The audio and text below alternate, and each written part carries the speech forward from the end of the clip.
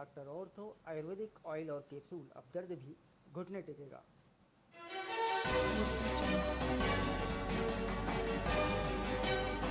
Trump के सलाहकार ने यूक्रेन जंग को मोदी वॉर बताया। बोले रूसी तेल खरीदी से बढ़ा रहे, आज सौदे बंद करो, कल एक्स्ट्रा टैरिफ खत्म हो जाएगा।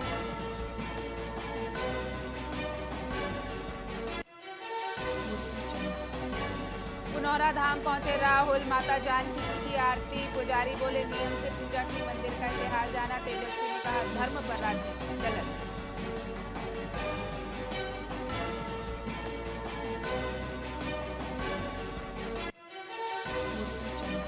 आरएसएस का संवाद कार्यक्रम आज तीसरा दिन। भागवत ने पहले 2 दिन संघ के इतिहास, हिंदू राष्ट्र और टैरिफ जैसे मुद्दों पर स्पीच।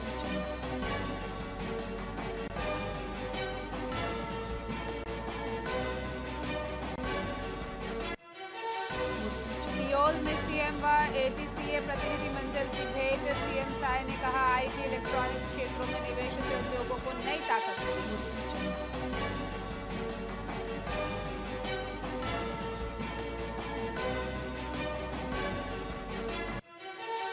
और जम्मू कश्मीर के गुरेज में मुठभेड़, 2 आतंकवादी मारे गए। घुसपैठ के दौरान जवानों पर फायरिंग, सेना और पुलिस का ऑपरेशन जारी।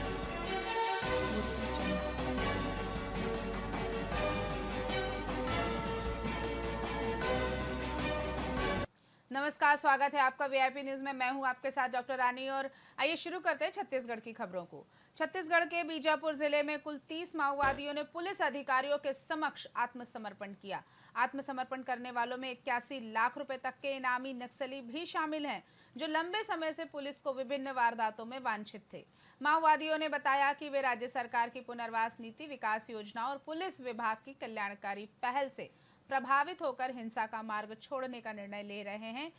पुलिस अधिकारियों ने इन माओवादियों का स्वागत कर उन्हें मुख्य धारा से जुड़ने के लिए प्रोत्साहित किया। आत्मसमर्पण करने वालों ने भविष्य में शांतिपूर्ण जीवन जीने और समाज की भलाई में भागीदार बनने की इच्छा जताई। ये आत्मसमर्पण नक्सल प्रभावित क्षेत्र के लिए एक बेहद बड़ी उपलब्धि माना जा रहा है।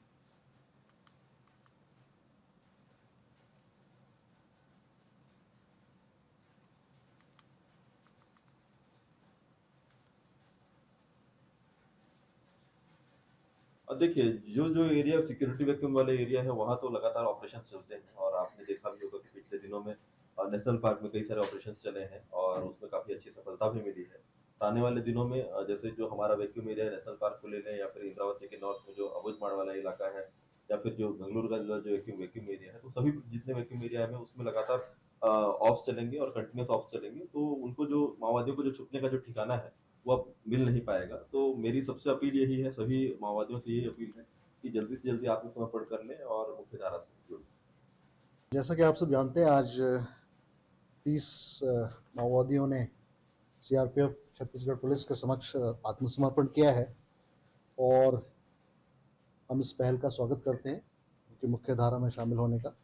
और पिछले काफ़ी समय से सीआरपीएफ और छत्तीसगढ़ पुलिस मिलकर काफ़ी अभियान कर रही हैं। हम लोग एक ऑपरेशन तो कर ही रहे हैं, साथ साथ हम लोग एक फॉरवर्ड ऑपरेटिंग बेस भी इस्टेब्लिश कर रहे हैं, जिससे कि सुदूरवर्ती क्षेत्रों में हम लोग अपना कैंप स्टैब्लिश कर रहे हैं और वहाँ पर connectivity, road network, communication network और मेडिकल की सुविधाएं पहुँच रही हैं। और उन गांवों में जो सरकार की जो कल्याणकारी योजनाएं हैं, जो अभी तक वहाँ तक नहीं पहुँची थी, वो अब उन लोगों तक पहुँच रही हैं।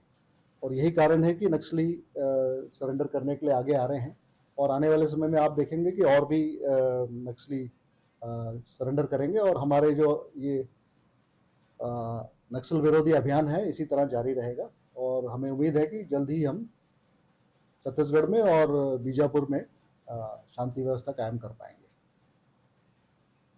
छत्तीसगढ़ के भिलाई सेक्टर 7 स्थित गणेश पंडाल में इस वर्ष देशभक्ति से ओतप्रोत आयोजन हो रहे हैं। गणेश चतुर्थी के अवसर पर यहाँ का थीम जो है वो ऑपरेशन सिंदूर रखा गया है, जिसमें भारतीय सेना की वीर गाथा और पहलगाम आतंकी हमले का जवाब दर्शाया गया है। आयोजन के पहले दिन समिति अध्यक्ष चन्ना केशव वल्लू ने दुर्ग भिलाई के पूर्व सैनिकों को आमंत्रित किया। उनके द्वारा भगवान गणेश की भव्य आरती की गई और उन्हें मंच पर सम्मानित भी किया गया। आयोजकों का कहना है कि थीम का उद्देश्य श्रद्धा के साथ देशभक्ति की भावना को भी बढ़ावा देना है। यहाँ 11 दिनों तक श्रद्धालु न सिर्फ भक्ति करेंगे बल्कि भारतीय सेना के शौर्य से भी प्रेरित होंगे।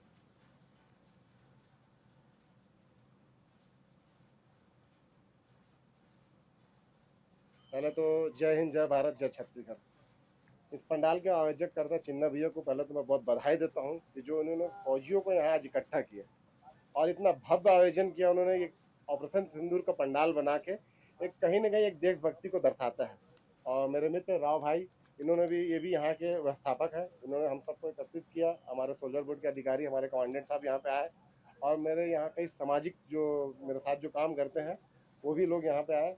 और ये पंडाल दर्शाता है ये कि सर आज भी लोगों में देश के लिए एक बहुत प्रेम है। ऑपरेशन सिंदूर का थीम बनाया गया इसको प्रेरित होकर, क्योंकि पुलवामा में जो कायरता से जो पाकिस्तानी जो हमला हुआ था उसका सिंदूर के थ्रू जवाब दिया गया है। 2 महिलाएं जो हमारे भारतीय सेना की महिलाओं के थ्रू इसको अंजाम दिया गया।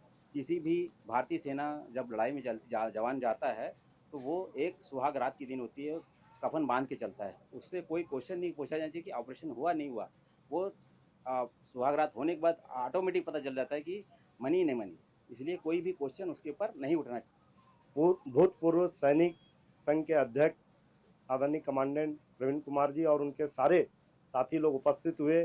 जिस तरह देशभक्ति की भावना भारत माता की आरती के साथ हुआ, एक सराहनीय रहा।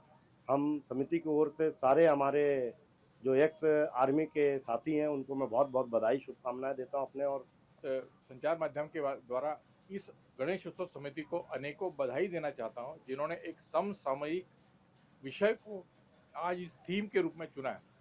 यूं तो हर गणेश पंडाल किसी न किसी थीम को बनाता है, परंतु उस थीम का समसामयिक राष्ट्र प्रेरणा से प्रेरित होना ज़्यादा जरूरी होता है। आज उन्होंने सिंदूर का थीम बनाया, उसके लिए मैं इस समिति को अत्यंत बधाई देता हूँ। खबरों में फिलहाल इतना ही। आप देखते रहिए VIP न्यूज़। नमस्कार।